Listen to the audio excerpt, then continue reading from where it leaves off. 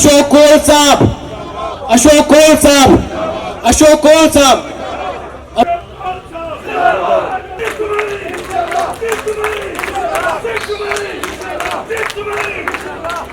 भारतीय जनता पार्टी हमारे बीच जुड़ चुके हैं हमारे सीनियर लीडर सुरेंद्र अमरदास जी, जो कि फॉर्मर एमएलसी भी रह चुके हैं। मैं उनसे गुजारिश करता हूं काइंडली वो आप स्टेज पे आइए। हमारे यहाँ पार्टी के लीडर जो हैं उनको आप वेलकम करेंगे। जब कोल साहब, ऑर्गेनाइजिंग जनरल सेक्रेटरी और भारतीय जनता पार्टी के सीनियर लीडर अशोक कोल साहब। Doctor Darakhshan Andrabi, MoS senior leader, chairperson JK Waqf board. Surinder Amardas ji, senior leader and former MLC Bharatiya Janata party. आपको बता दूं कि सलमान साहब जो है पेशे से वकील है और खास का बिजनेसमैन भी है, लेकिन इनने भारतीय जनता पार्टी का दामन पकड़ा क्योंकि इनको लगा भारतीय जनता पार्टी ऐसा है जो न कि यहाँ के आवाम के लिए बल्कि खास कर ऐसी पार्टी है जो नौजवान तबके के लिए सोचती है। तो आज इनके पास बहुत सारे ऐसे, मुझे लगता है कि भारतीय जनता पार्टी, भारतीय जनता पार्टी, भारतीय जनता पार्टी। मुबारक हो सलमान साहब। मैं 70 सालों की बात नहीं करूंगा, मैं इन 4 सालों की बात करूंगा, क्योंकि मर्ज तो हम सबको पता है क्या है, लेकिन मर्ज की दवा क्या है उसकी बात करते हैं। 70 साल कश्मीर में जो मर्ज था हम सब उससे वाकिफ है। अब उसी मर्ज की दवा चल रही है तो उस पर बात करते हैं। मैं वाकई में नरेंद्र मोदी जी का शुक्रगुजार हूं जिन्होंने आर्टिकल 370 को एब्रोगेट कर कश्मीर में अमन व अमान की नींव रखी। आर्टिकल 370 हटने के बाद सेंटर और कश्मीर के फासले कम हो गए। 1 नेशन 1 फ्लैग, 1 नेशन 1 कॉन्स्टिट्यूशन को कश्मीरियों ने दिल और जान और खुशी से अपनाया। मोदी जी की सोच United, corruption free, peaceful Kashmir बनाने में हम मोदी जी के साथ हैं। आर्टिकल 370 हट जाने से मोदी जी का नया कश्मीर बनाने के कदम में हम उनके साथ हैं। नया कश्मीर पुरअमन कश्मीर है और यहाँ दहशतगर्दी की कोई जगह नहीं है, और यहाँ जगह है तो बस तरक्की की और खुशहाली की। मोदी जी ने पत्थरबाजी और दहशतगर्दी की जड़ खत्म करके डेवलपमेंट और इकोनॉमिकल ग्रोथ की बुनियाद रखी है।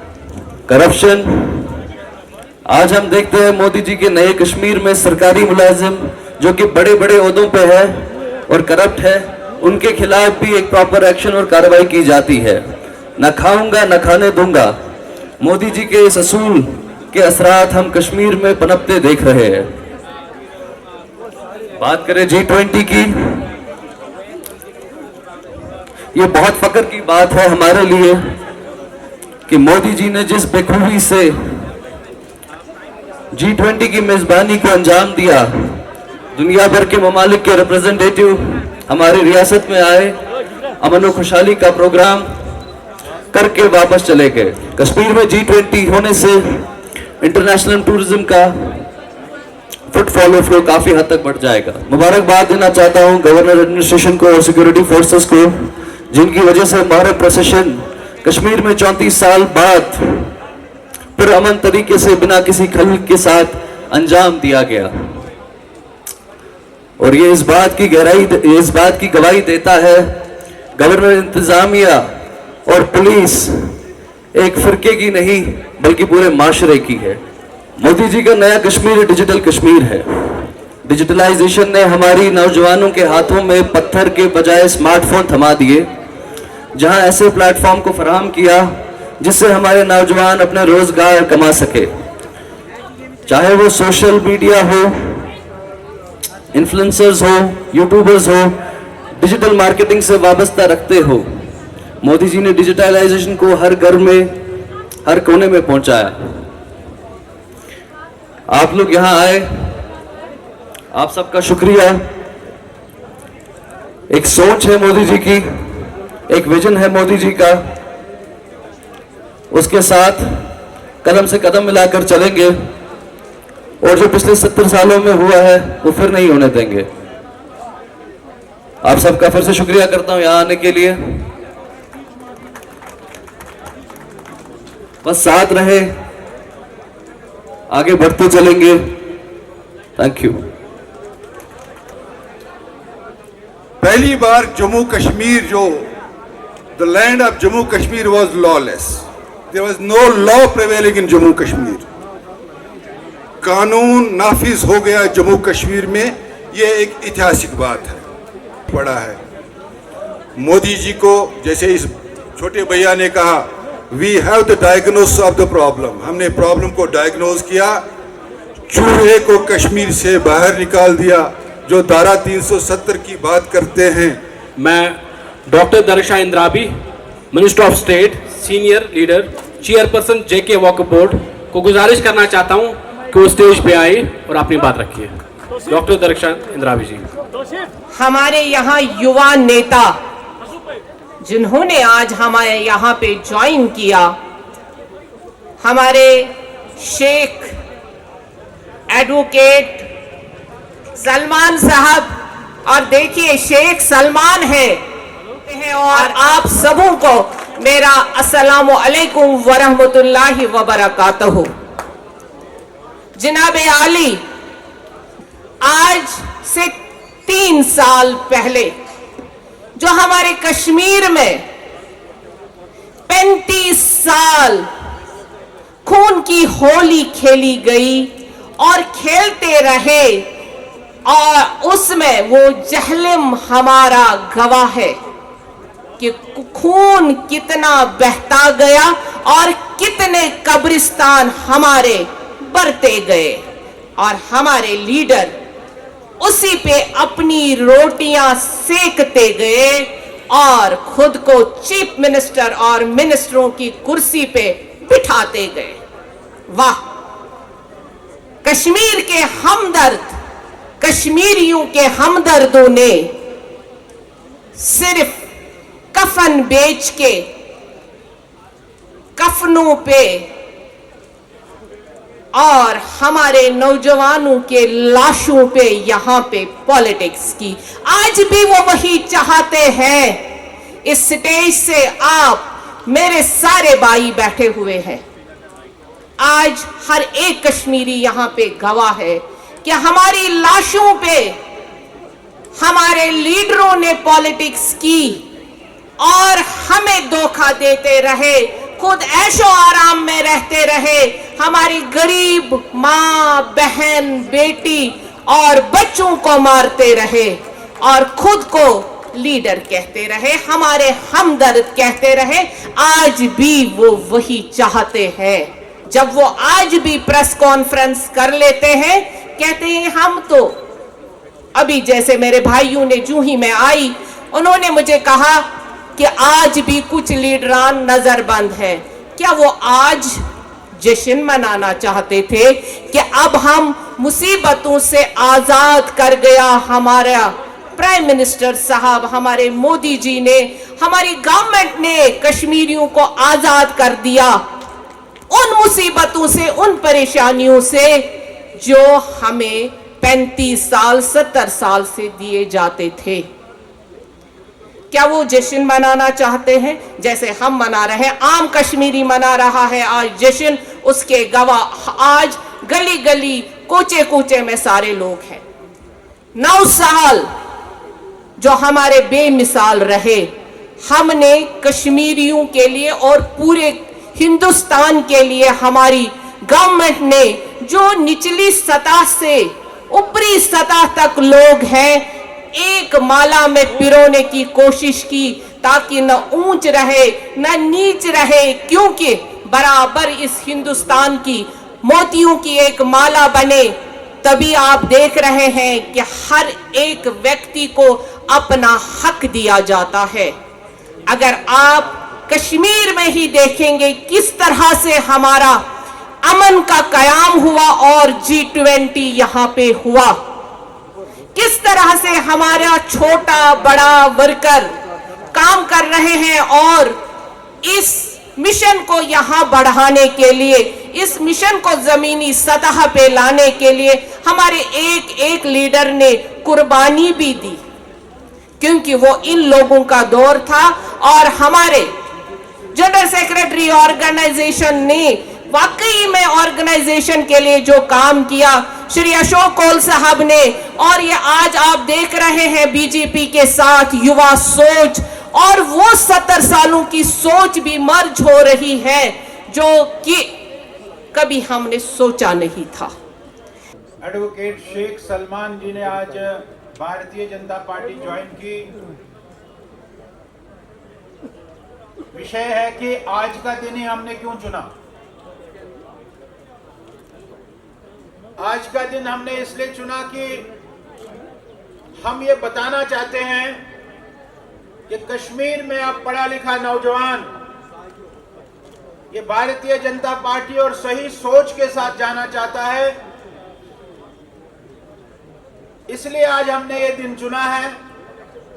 मैं एडवोकेट शेख सलमान साहब को भारतीय जनता पार्टी में स्वागत करता हूं, इनको खुशामदीद कहता हूं, और आगे चलकर इस प्रकार के नौजवान भारतीय जनता पार्टी को और आगे 4 चांद लगाएंगे, ऐसा मेरा पूरा यकीन है। यहाँ बड़ी संख्या में आए हुए मेरे नौजवान साथियों, बुजुर्गों और मेरी मातृशक्ति बहनों, आज का दिन बड़ा विशेष है। 5 अक्टूबर 2019 को abrogation of article 370 and 35A ये हुआ है। भारतीय जनता पार्टी ने 2019 में आते ही पहले पार्लियामेंट सेशन में, दूसरी बार जब मोदी जी की सरकार आई तो पहले ही सेशन में इस आर्टिकल 370 को खत्म किया। ठीक बात है, ये अभी सुप्रीम कोर्ट के जोर घेर है। 5 जजों की कमेटी, 5 जजों की टीम इसको सुन रही है।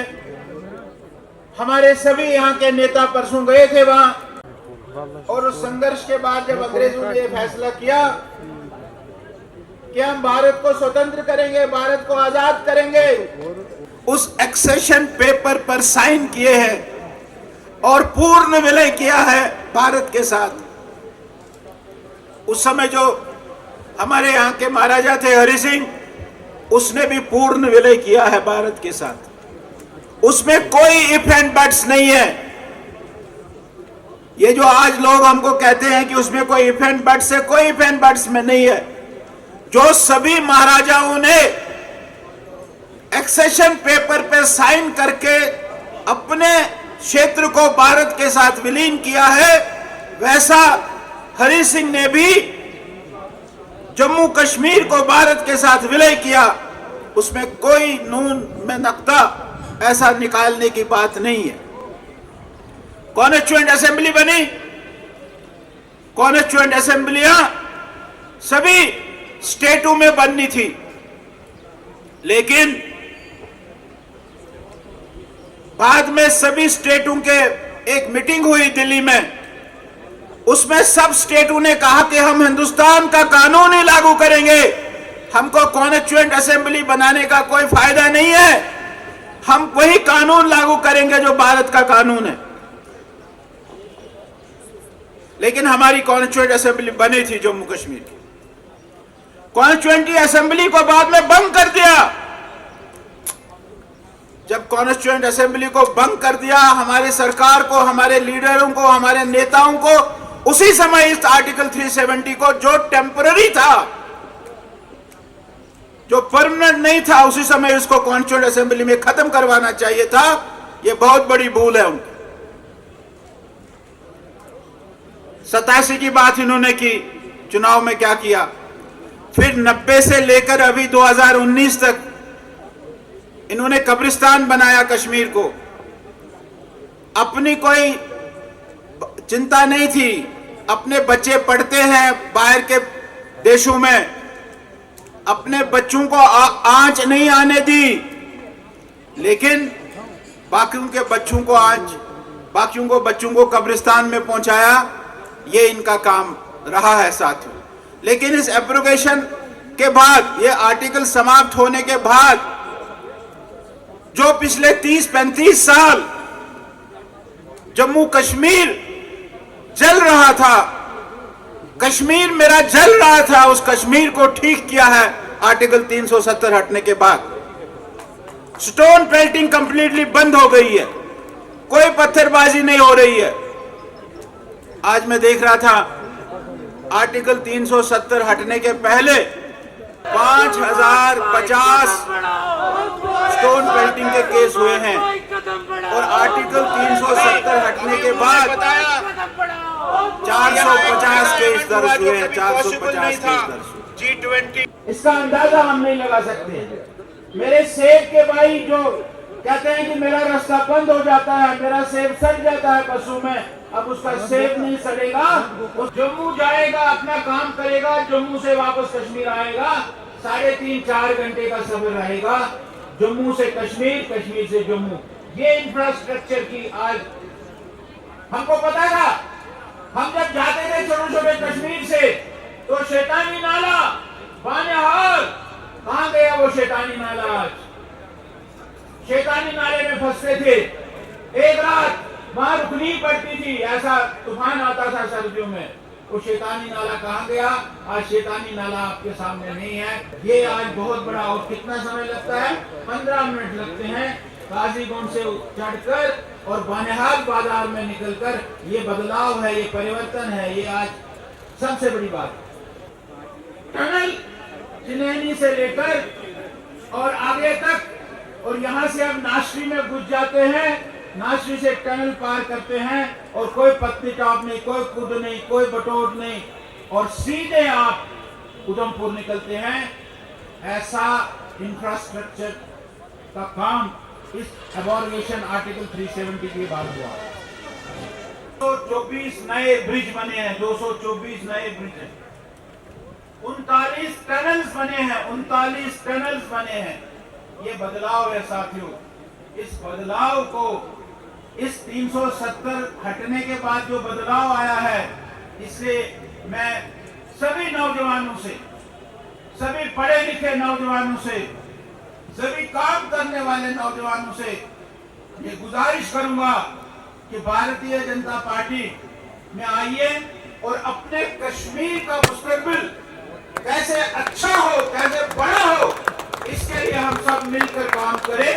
मैं एक बार फिर शेख सलमान साहब को फिर एक बार बधाई देता हूं और मैं ये उम्मीद करता हूं, मैं ये यकीन करता हूं कि हमारे शेख सलमान साहब के आने के, इनके कितने बड़े यूथ साथ हैं, बड़े युवा साथी इनके साथ हैं, और हम ये पार्टी को और आगे ले जाने में भी सफल करेंगे। आंदोलन करने शुरू हो गए गिलगित बल्तिस्तान की तरफ।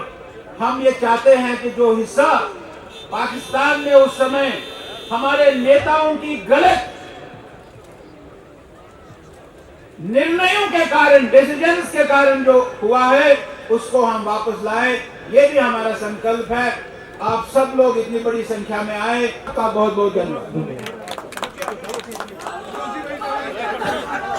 मैं अपने मीडिया हजरात भाइयों से आपका शुक्रगुजार हूँ कि आप यहाँ एक युवा आइकॉन को, जो कश्मीर के युवाओं का धड़कन है, ऐसे एडवोकेट शेख सलमान को आज हमने ज्वाइन कराया, ये मैसेज देने के लिए कि कश्मीर का युवा, कश्मीर का पढ़ा लिखा नौजवान अब भारतीय जनता पार्टी के साथ, बदलाव के साथ, नए कश्मीर के साथ आगे जा रहा है।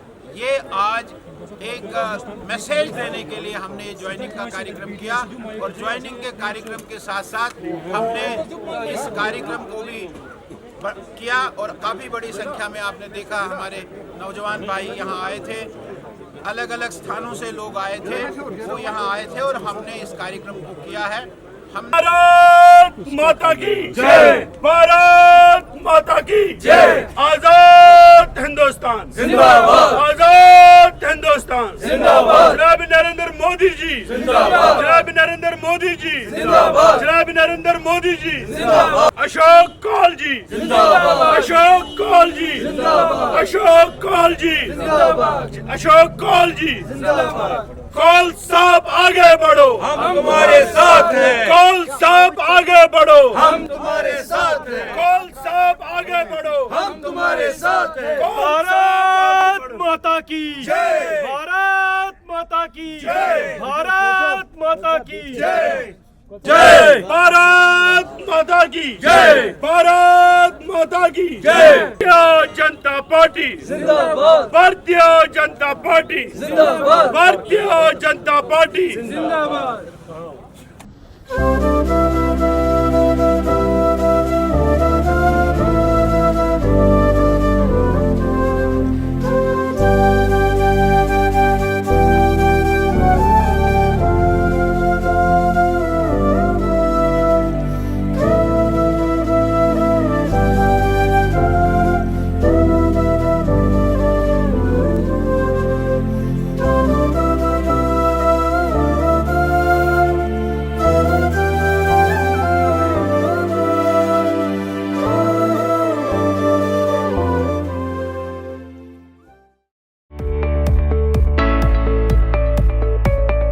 अच्छा मुस्तकबिल बनाना सबका सपना होता है, इसीलिए बेहतर शिक्षा और बेहतर मुस्तकबिल के लिए चुनिए Desh Bhagat university centre of excellence Srinagar, जहां आपको BSc medical lab, BSc operation theatre, BSc anaesthesia, BSc radiology, BSc physiotherapy, BBA, BCA, BA, MCA, MSc OTT, MSc RIT, MSc MLT, MPT जैसे प्रोफेशनल कोर्सेज स्कॉलरशिप के साथ करने की अपॉर्चुनिटी मिल रही है। Registration करने की लास्ट डेट 31 अगस्त 2023 है। आज ही अप्लाई करने के लिए www.dbucoe.com पर रजिस्ट्रेशन करें। Desh Bhagat university centre of excellence Lawaypora Srinagar. Contact us on 9419234559 और 9682666329।